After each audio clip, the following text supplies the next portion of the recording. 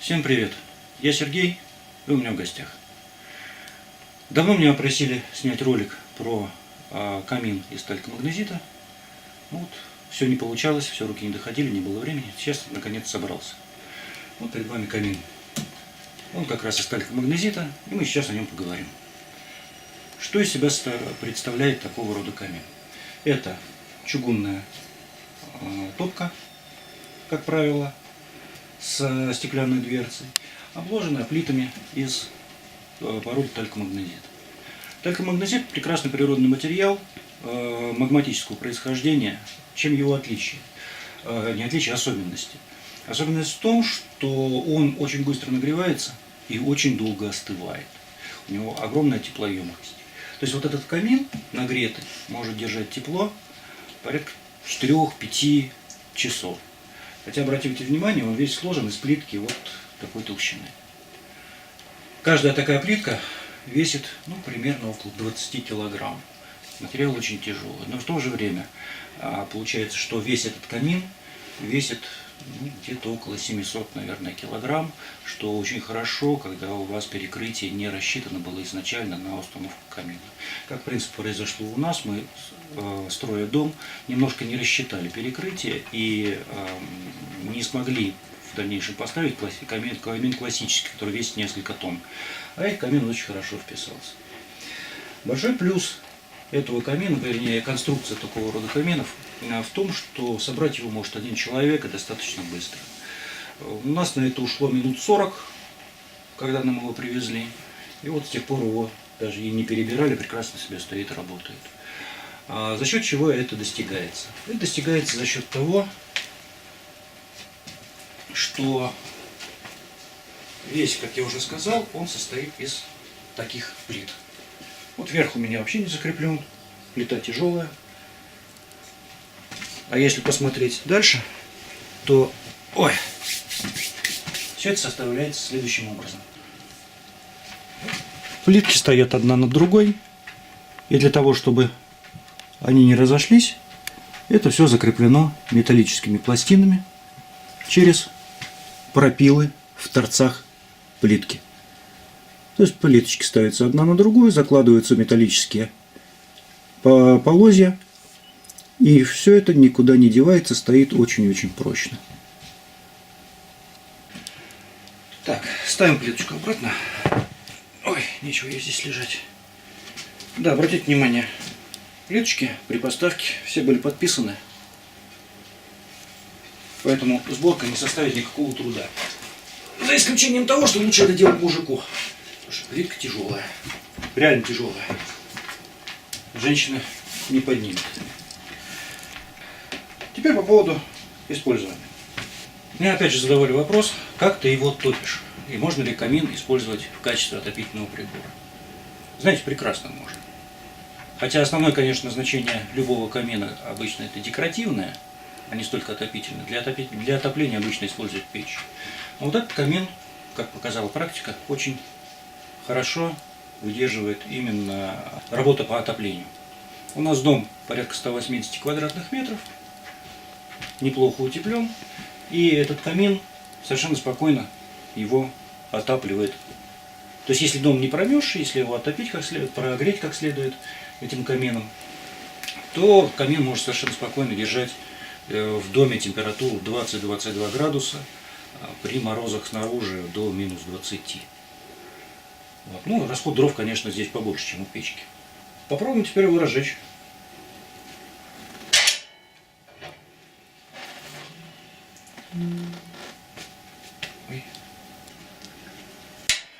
Конструкция топки, в принципе, стандартна. Они все сделаны по одному принципу.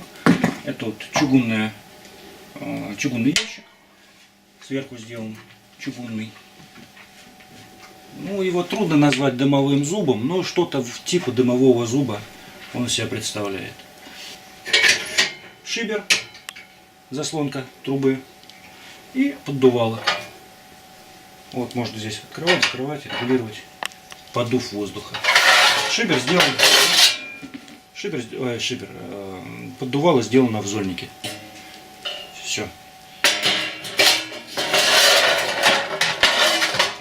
Плюс для того, чтобы дрова не вываливались, когда вы откроете крышку, дверцу, здесь еще есть вот такая пластина, тоже чугунная, которая не дает при большом количестве дров, заложенных внутрь, им отсюда вывалиться. Теперь посмотрим, как все это дело разгорается, как все это дело растапливается. Для растопки я открываю шибер, открываю поддувало, потому что нам для того, чтобы дрова хорошо разгорелись, нужно достаточно много воздуха и, соответственно, хорошая тяга. Я все открыл. Я уже приготовил здесь дрова.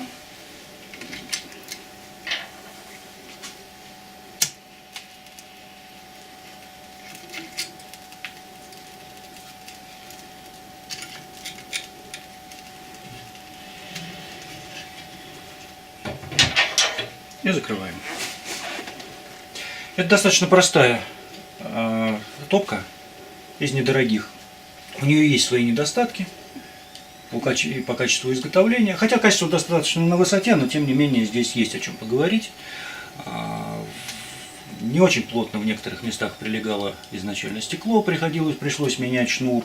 Не очень удобная ручка, но ко всему достаточно быстро привыкаешь.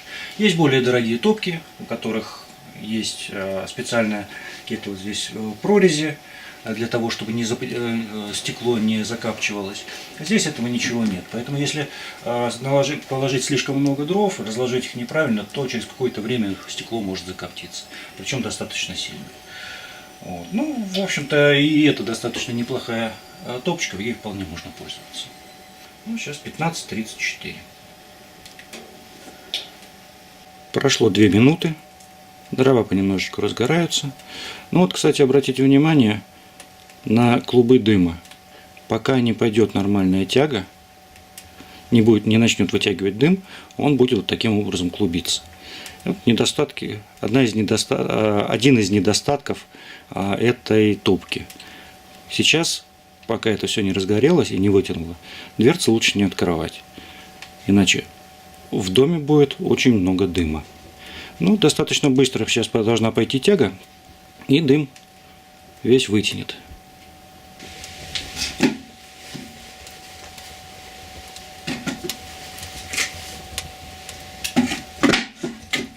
Ну, вот прошло еще 2 минуты, тяга начала идти, вот видно по огню, и дым почти уже весь вытянуло.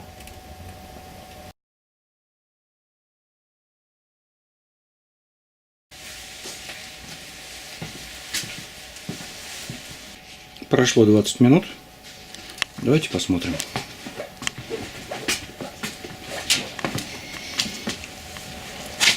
Вот через 20 минут и все наши дрова, которые мы заложили, практически прогорели. При полностью открытых шибере и поддувале дрова вылетают в трубу. Горят очень быстро, но в то же время они дают достаточно много углей для того, чтобы в дальнейшем можно было заложить следующую партию, и она горела не так быстро. Так, закладываем следующую партию. Вот, кстати, то, о чем я говорил. Вот сейчас я могу смело открывать дверцу, дым в дом не идет. А если открыть его сразу, то дымочка будет прилично.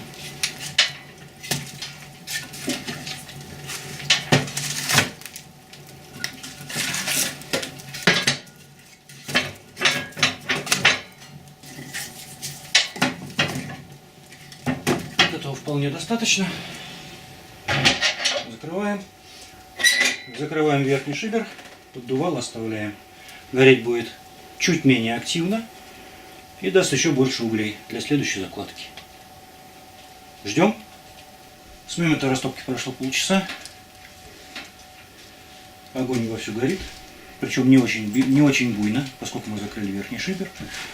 И стенка, боковая стеночка уже стала тепленькая. Пока не сильно, но уже чувствую, что она потеплела. Ждем дальше. Итак, час с момента, как мы растопили камин.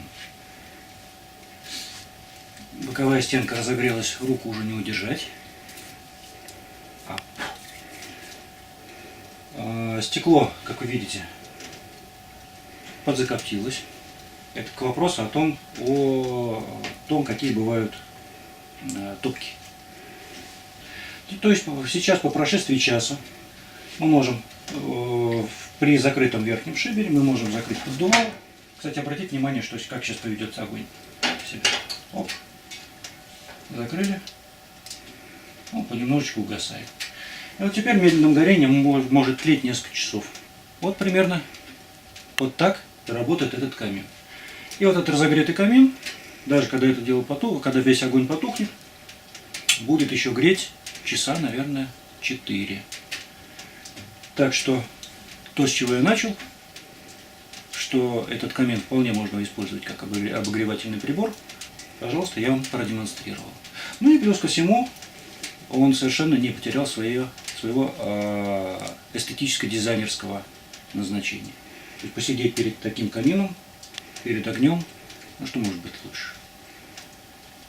Так что если кто-то хочет себе дома завести камин, у кого есть возможность сделать дымоход, очень рекомендую. Очень практичный камин оказался. На этом позвольте откланяться. Всем пока.